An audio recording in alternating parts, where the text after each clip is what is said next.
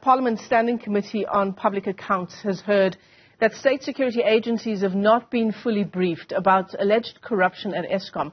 In fact, the Hawk says they are not aware of any investigations into alleged corruption. So this morning we're asking, can Parliament structures like SCOPA handle this task of trying to get to the bottom of what's happening at Eskom? Let's get you some perspective on this. We're joined this morning by the ACDP's Deputy President, Wayne Thring, joins us via our video link. Wayne, it's great to see you. Thanks very much indeed for coming on. What a bizarre set of circumstances unfolding with these SCOPA meetings, really trying to get to the bottom of this off-the-books investigation conducted by the former Eskom CEO and exactly what was unearthed there. And given what the police, the SIU and the Hawks had to say there yesterday at SCOPA, it appears nothing of substance. Well, I think bizarre indeed, Michelle, but it categorizes and is an indication of just the situation that South Africa currently is at the moment, where you have, truth and then another truth, but somewhere in between is the real truth. Mr. De Ruyter, the former CEO of Eskom, indicated that sometime April, May last year, he reported to the police all of the challenges that were at Eskom, including the corruption, the fraud, the cartels, as well as senior politician that was involved in some of the corruption. And now you have, the security forces, the Hawks, the SAPS, and the state security agencies all saying and telling SCOPA that actually Mr. De Ruyter only submitted a report to the police a day before he appeared before SCOPA. So I think it's going to be interesting times ahead. But I think that SCOPA certainly is going to have its hands full, and they must exercise their duty and their responsibility as public representatives to get to the bottom of what actually is the truth. But hopefully, SCOPA is not going to find itself in a situation like some of your other panels and committees. Parliament wanted to actually, and we had Parliament looking at holding, for example, the current Minister of Electricity, the new Minister of Electricity, to account, and the ruling party shot that down. Parliament wanted an ad hoc committee to investigate the ongoings and the corruption and the allegations of corruption and cartels and maladministration at Eskom, and the ruling party shot it down. And I've said it before, and I'm going to say it again, that the greatest threat to South Africans and to our economy right now is the ANC and Eskom. But hopefully, those at Parliament will be above party politics and put South Africa first to get to the bottom of what actually is the truth, so that South Africans, once again, hopefully, would be able to, when the truth is uncovered, we'll be able to return to some form of normality. And the funny thing, Wayne, and it's not funny at all, is that we know that this corruption exists at Eskom. So why, the need for the former Eskom CEO to say that he'd approached the police when, according to what we heard yesterday in Parliament, he hadn't approached the police as far back as yesterday, but only did it just recently before the appearance at SCOPA? Well, I think that is an excellent point, which is what I wanted to speak to next, because when the President, Mr. Ramaphosa, called the leaders of Parliament, including our leader, Dr. Kenneth Meshwe, to a meeting and a briefing of what is actually taking place at Eskom, one of the things that he raised was the element of crime and criminal activity that is taking place at Eskom, including, sabotage and maladministration and so on.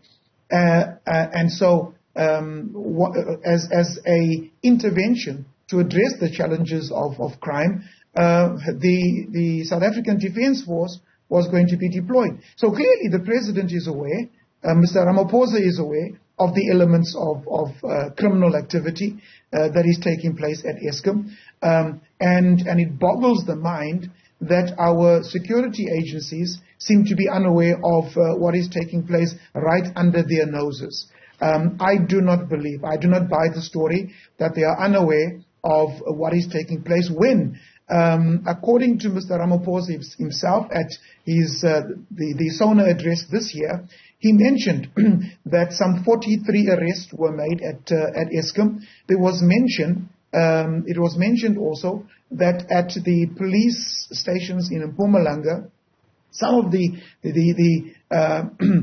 top management in police had to be removed because there were allegations that they were involved in the cartels. And since those particular top management of police were removed, the SAPS was then able to get on with their job and begin to arrest and uncover corruption at Eskom. So to say that they are unaware, perhaps they are denying that Mr. De Ruyter actually reported to them, but the fact of the matter is corruption at Eskom is evident, and we need to get to the bottom of it. If we do not do that, Michelle, I think that when one looks at the challenges that we currently have, food security becomes at risk. It is costing the economy billions of rands per day, and if the energy experts are correct and that we are now going to be looking at going to between stage 8 and stage 10, we currently have 4 hours of load shedding from 4 to 8 here in Cape Town. With more load shedding coming during the day, business cannot continue at this particular rate. With one of the highest unemployment rates in the world, with the IMF predicting that South Africa will have the highest unemployment rate of some over 35% this year, we are expected to be losing more jobs. It is the government's responsibility and the ruling party's responsibility at this stage to ensure that there is a secure supply of electricity. Yeah. And the North Gauteng High Court ruling, I think, underscores that. Government has the responsibility to ensure that there is access to education, that there is access to security, that there is access to healthcare.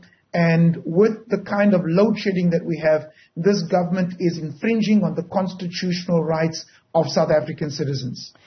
There are so many important things that you just mentioned, Wayne, and thank you for that.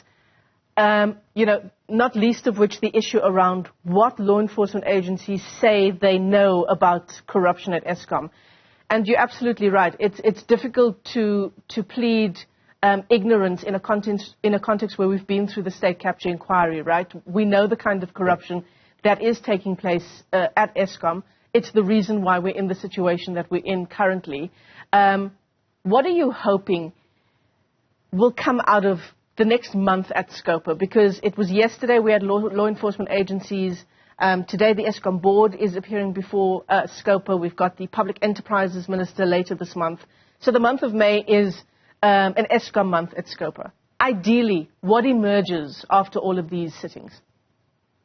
Well, what I'm certainly hoping for, and it's obviously a wish list, but clearly what appears to happen is that the ruling party, when any one of their members, senior members in particular, like we've seen at the Pala scandal, how they've come around and formed a logger around their president to protect their president from being held accountable, when members of parliament, including the ACDP, call for the president of South Africa to be held accountable. Now, Mr. De Ruyter indicated that there are some senior politicians, and these senior politicians, one could only imagine, would be a part of the ruling party. These senior politicians need to be held to account. So I think that, firstly, as the ACDP, we want to be seeing those involved in corruption, whether they are senior politicians or not, junior, senior, middle management officials, whoever it is, cartels, they must be brought to book. Secondly, we want for SCOPA to exercise their constitutional prerogative to hold the executive to account, and SCOPA must leave no stone unturned to do just that. Then thirdly, I think that we have to be looking at dealing with the maladministration. Administration is very key, because any organization can only go as far as the depth of your internal organization is. And if the internal organization at Eskom is weak, then Eskom is not going to be able to deliver. So we have to also deal with the internal administration challenges at Eskom. Corruption also has to be dealt with, and dealt with firmly. And then I've said it before, that what needs to happen here is that we have to also bring in the expertise from all spheres and from all sectors, including the private sector. The private sector paid some 50 million rand, according to Mr. Director, just to try to get to the bottom of what is actually happening, the George Fivers investigation that Mr. Director referred to. Now, you have a report. Let's interrogate the report. Let's look at the substance of the report. Let's use that even as a basis. And if there is any validity to that particular report, then we've got to use it to unearth whatever corruption is there, and let's get the lights back on in South Africa. If we do not, we understand that the energy security, the business sector is really taking a hammering. Jobs are at stake. The lives of South Africans are at stake. And as the ACDP, we are saying that those who are found guilty of deliberate sabotage, it's treasonable. Not only is it a treasonable act, but it is also attempted murder, because hospitals and people in hospitals are losing their lives because there are those who are sabotaging, stealing cables, sabotaging at Eskom. It's treason and it is attempted murder. We have to, as South Africans, come together and put a stop to what is taking place at Eskom, threatening the entire. I think the point is well made. Let me thank you for your time this morning. The ACDP's Deputy President joining us this morning. Thanks very much indeed.